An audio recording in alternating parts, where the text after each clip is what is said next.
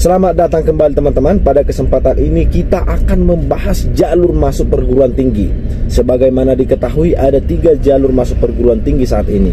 Yang pertama adalah jalur undangan atau sering juga disebut sebagai jalur prestasi akademis dan non-akademis selama di sekolah. Yang kedua adalah jalur tes. Dan yang terakhir adalah jalur mandiri. Kira-kira begitu.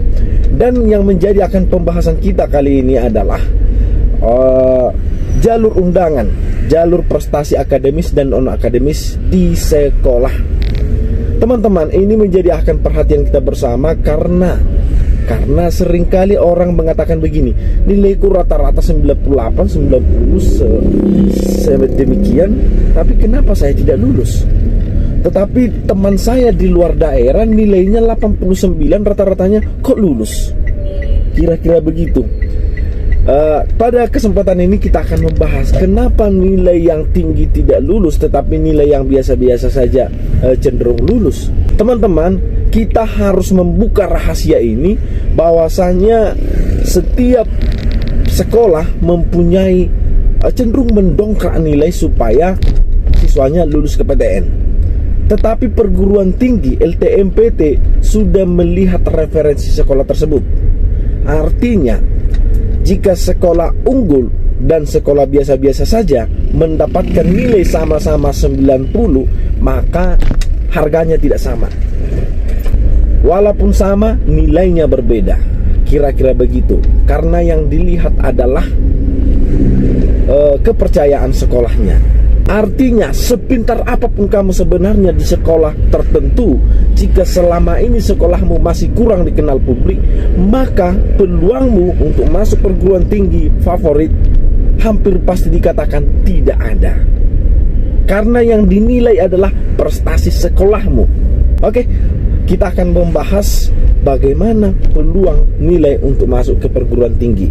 Kemudian kita akan lihat nilai siswa yang lulus di SNMPTN.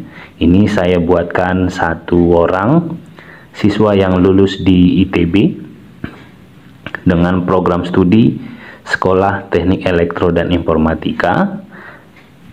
Dalam hal ini, nama siswa, NISN, dan asal sekolahnya tidak saya publish karena ini berhubungan dengan identitas siswa yang tidak berkenan untuk ditunjukkan, ya. Kita lihat di sini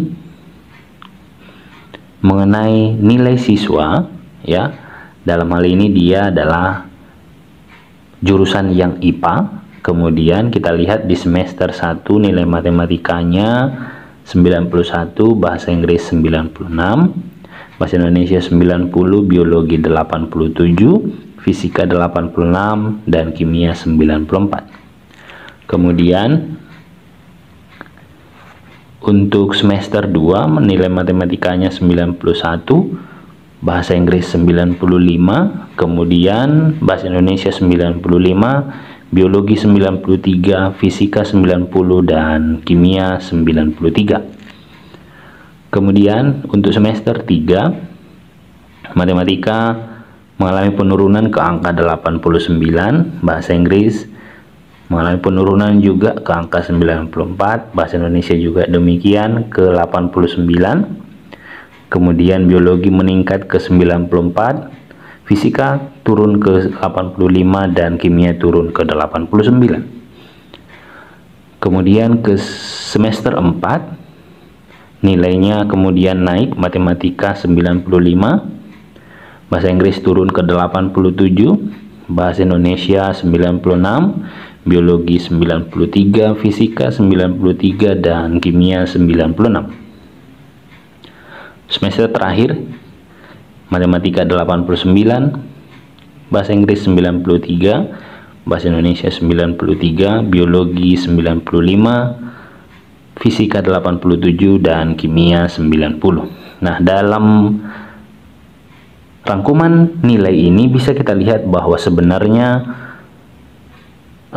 untuk nilainya, ya, ada semester-semester tertentu yang mengalami kenaikan dan semester tertentu juga mengalami penurunan. Jadi ada fluktuasi nilai dalam kelima semester ini.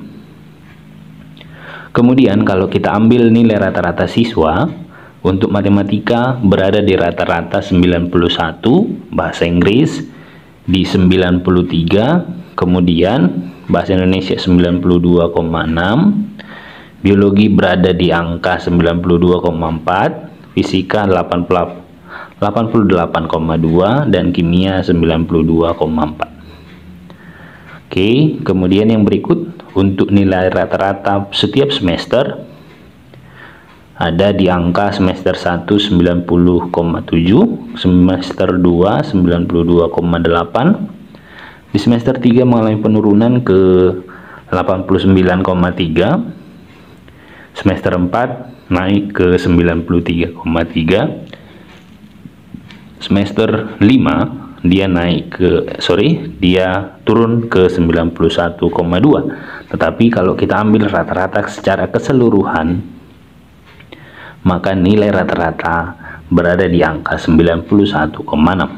Nah, dengan angka nilai rata-rata 91,6, siswa tersebut bisa berhak untuk lulus di STY ITB. Jadi untuk adik-adik yang semisal punya nilai yang memadai sebesar ini, kemudian punya akreditasi sekolah yang bagus, kemudian didukung oleh misalnya ada kakak kelasmu juga yang lulus di ITB, saya pikir ini bisa menjadi panduan, ini bisa menjadi gambaran nanti untuk adik-adik memilih jurusan di ITB atau di PTN yang lain. Oke, ini yang pertama. Yang kedua, kita akan lihat ini siswa dari SMA 15 Medan, kemudian dia lulus di Ilmu Kelautan Universitas Diponegoro. Nah, kita lihat lagi di sini untuk rangkuman nilainya. Dan siswa ini juga adalah jurusan IPA. Kita akan lihat nilai matematika di semester 1 berada di angka 82, bahasa Inggris 75, bahasa Indonesia 82, biologi 82, fisika 78 dan kimia 74, ya. Kemudian semester 2 matematika 83, bahasa Inggris 77, kemudian bahasa Indonesia turun ke 80, biologi 82, fisika 80 dan kimia 80. Untuk semester 3 matematika mengalami penurunan ke 78, bahasa Inggris 83, kemudian bahasa Indonesia 82, biologi 85, fisika 88 dan kimia 81. Untuk semester keempat kita lihat di sini matematika mengalami kenaikan ke 83, bahasa Inggris 87, bahasa Indonesia 85, biologi 90, fisika 91 dan kimia 87. Di semester 4 ini ke semua mata pelajaran ini mengalami kenaikan. Kemudian kita lihat di semester 5, ya, matematika 93, bahasa Inggris 90, bahasa Indonesia 87, kemudian biologi di 94, fisika 92 dan kimia 93. Nah, tetap di semester 5 juga semua mata pelajarannya mengalami kenaikan nilai. Oke, kemudian kalau kita lihat nilai rata-rata setiap mata pelajarannya, ya, maka dalam hal ini untuk mata pelajaran matematika ada di angka 83,8,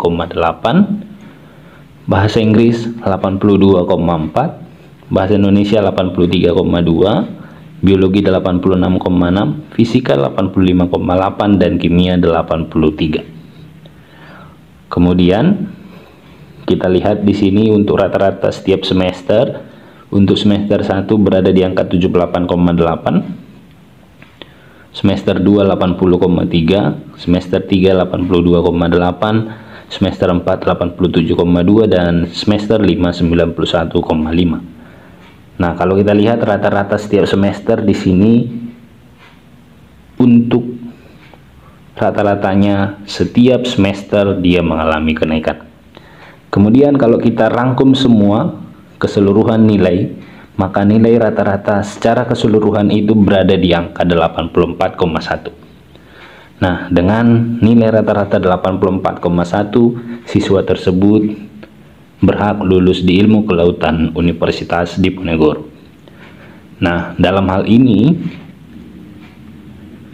adik-adik bisa menggunakan nilai ini menjadi gambaran ya.